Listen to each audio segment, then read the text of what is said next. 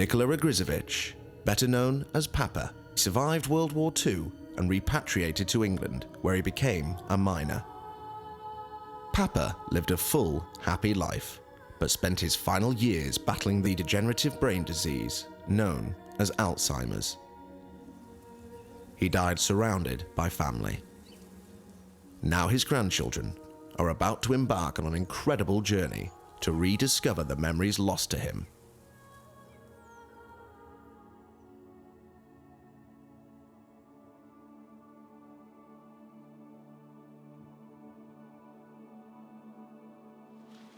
Cousins Chris Ogrizovic and Sam Ogrizovic are planning to retrace their grandfather's steps. With just £20 between them, and in just 1 week, they're going to hitchhike 1,200 miles all the way from Ravenshead, Nottinghamshire, to their papa's birthplace, the village of Brlog in Croatia. So he grew up in a small village called Brlog, or Brlog, in Yugoslavia, or what was Yugoslavia at the time. Very close-knit community from what we can gather. And as I say, his family had a small farm holding over there.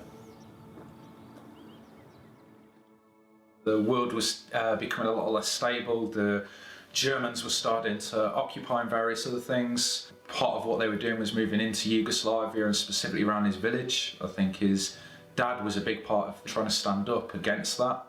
And then one night there was something happened. His dad was shot, and I think news started to travel through the villages that people needed to start to move out, particularly young males that potentially could be perceived as a threat to that moving forward. He then had to save his own life and flee, his home, leaving behind his family. Sam and Chris want to find out what happened to Papa's long-lost family.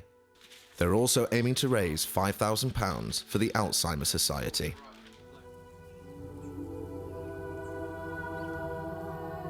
Terrific man with a terrific story, and we thought, well, let's use that story to good effect to help raise some money for, a really cruel and debilitating illness, and try and give, some dignity to people really in the dying days when they've gone through something like that.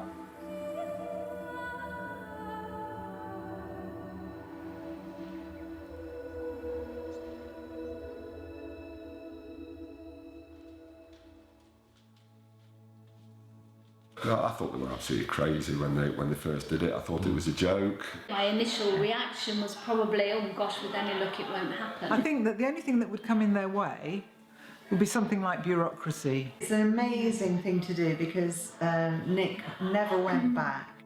We are doing this as unorganised as you possibly could do, because he didn't have time to plan and decide how he was going to do things, so we've tried not to think about it too much. We were having this discussion, where are we going to be in 24 hours?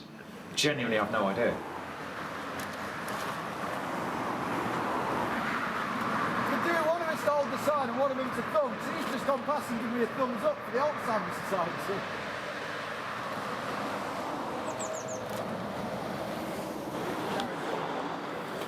We're all right to get a lift into Nottingham. Cool. Thank you very much. Thank you very much. So, 20 becomes 25.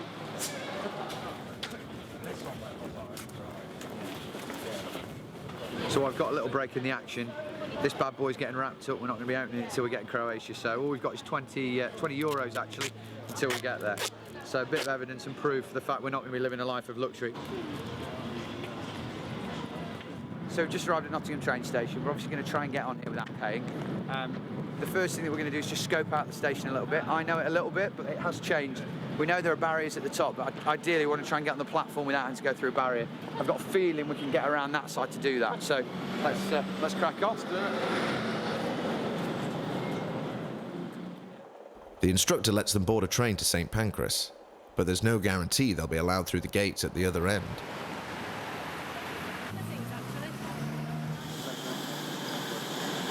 There's not that many guards there. I reckon if we get down to I reckon we just squeeze through, mate.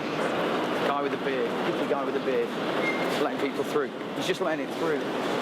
Now, we spoke to the guys in Nottingham. They were happy to let us on the train. They obviously said it to your discretion as to whether you let us through at the other end. we've raised about £4,000 so far for the Alzheimer's Society. Oh yeah, Great. Thanks, mate. Appreciate that. Thank you very much. Cheers. So the lady there has just been really helpful. She's basically said Eurostar are chocker this weekend, Right. because it's the bank holiday. She said if we go down there to the right, there's Network Rail who are in charge of the entire station, and they might be able to help us getting down to Dover or something like that, but it'll be their discretion.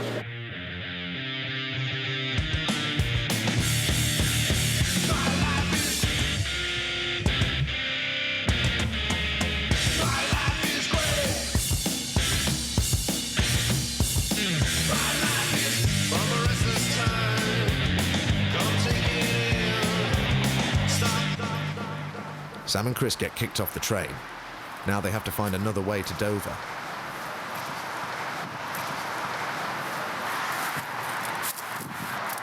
Come on, mate.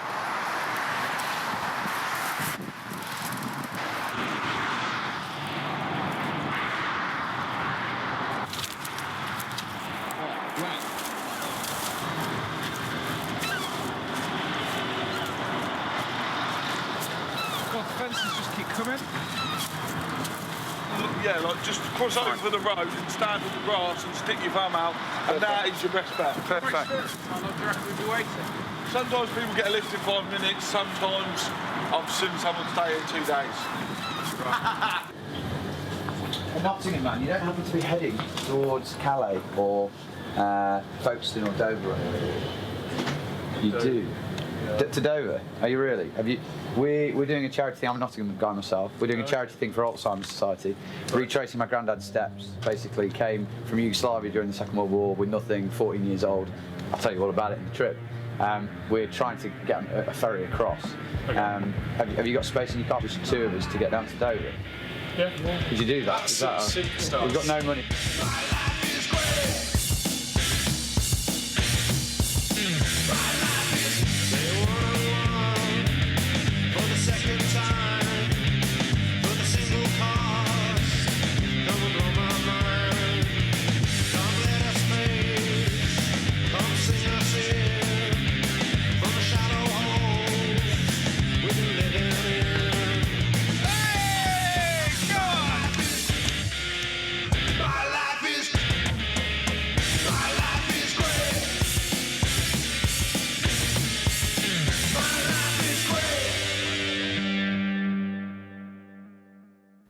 The boys cross the channel, and their lift takes them to the outskirts of Dunkirk, where they camp for the night.